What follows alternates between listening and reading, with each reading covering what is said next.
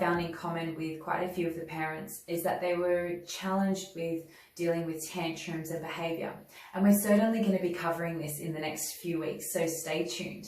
But for now, I thought it was important to discuss a child's behaviour, where it stems from, and also how our perception can change around it to actually assist the child in these situations. A great quote that I actually came across last week stated that meeting a child's aggression with adult aggression only fuels the fire. Meeting a child's aggression with calmness and compassion isn't being passive, it's being mature. So be it to teach it.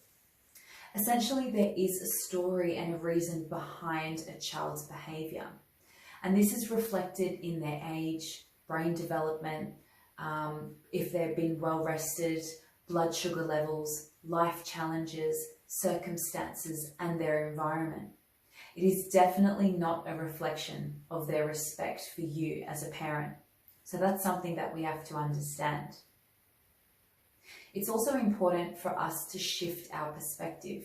And in that moment when we feel really frustrated and angry, and it does happen, we're only human, of course, it's essential that we find a strategy so that we can actually hold ourselves in that moment and not allow our own emotions to fuel the child's aggression and what's happening and being projected onto the child. And this way, we're not only showing the child and teaching them how to actually approach and how to cope in a situation where they're feeling quite overwhelmed and frustrated. We're not just teaching them how to cope, but we're also building their skills and almost modeling how we can actually approach that situation.